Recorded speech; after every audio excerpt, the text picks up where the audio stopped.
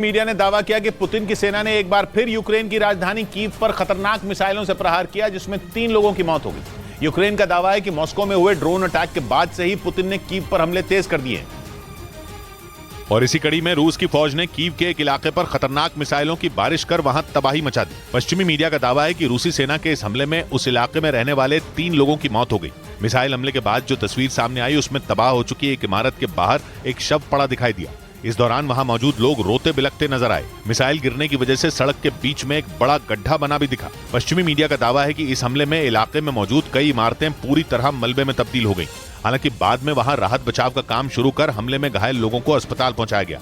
इधर प्रधानमंत्री और नेपाल के प्रधानमंत्री पुष्पकमल दहल प्रचंड की मुलाकात में बॉर्डर के मुद्दे पर बात हुई और दोनों के बीच मामले को सुलझाने पर सहमति बनी। नेपाल के प्रधानमंत्री 4 दिन की यात्रा पर भारत आए और इस दौरान पुष्पकमल दहल प्रचंड ने की प्रधानमंत्री से मुलाकात हुई, जिसके बाद दोनों नेताओं ने साझा बयान दिया जिसमें भारत नेपाल बॉर्डर का मुद्दा उठा। और प्रधानमंत्री ने नेपाल को 9 साल पहले दिया गया हिट फॉर्मूला यानी HIT फॉर्मूला याद दिलाया। इस फॉर्मूले का मतलब है हाईवेज, आईवेज और ट्रांसवेज। पीएम ने नेपाल के पीएम के सामने इस फॉर्मूले का जिक्र करते हुए उन्हें भरोसा दिया कि वो 9 साल पुराने अपने वादे पर कायम है और दोनों देशों के बीच बॉर्डर की वजह से झगड़ा नहीं बढ़ने देंगे। कि हमारे बॉर्डर्स, हमारे बीच बैरियर्स न बने। पीएम की इन बातों से नेपाल के प्रधानमंत्री पुष्पकमल दहल प्रचंड भी खुश दिखे। उन्होंने भी उसी अंदाज में भारत को जवाब दिया और भारत नेपाल सीमा के मुद्दे को बातचीत से सुलझाने की हिमायत की।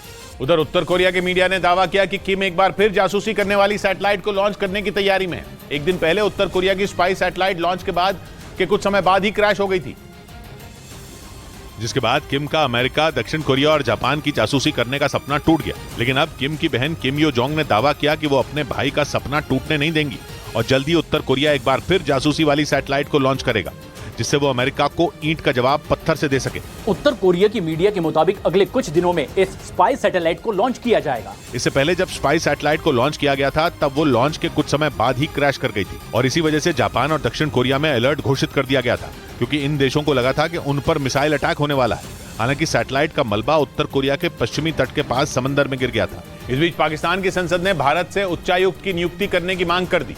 कश्मीर से आर्टिकल 370 हटाए जाने के बाद से ही भारत और पाकिस्तान में राजनयिक रिश्ते बंद हैं और पाकिस्तान में भारत को कोई राजदूत नहीं है। और इसीलिए माना जा रहा है कि कंगाली के दौर से गुजर रहा पाकिस्तान भारत से दोस्ती के लिए तरस रहा है, क्योंकि इससे पहले पाकिस्तान ने ही साल 2019 में कश्मीर में आर्टिकल 370 के खात्मे के बाद अपने उच्चायुक्त को वापस बुला लिया था और राजनयिक संबंधों को कम कर दिया था। लेकिन अब उसकी ऐसी हालत हो गई है कि उसे भारत की याद आ रही है। कहा जा रहा है कि पाकिस्तान धीरे धीरे करके भारत के साथ संबंधों को फिर से पटरी पर लाने की कोशिश में जुटा है और इसीलिए वहां की संसद की एक समिति ने मांग की कि भारत अपना उच्चायुक्त वहां भेजे। इसके साथ ही पाकिस्तान से भी उच्चायुक्त भारत भेजने के लिए कहा गया।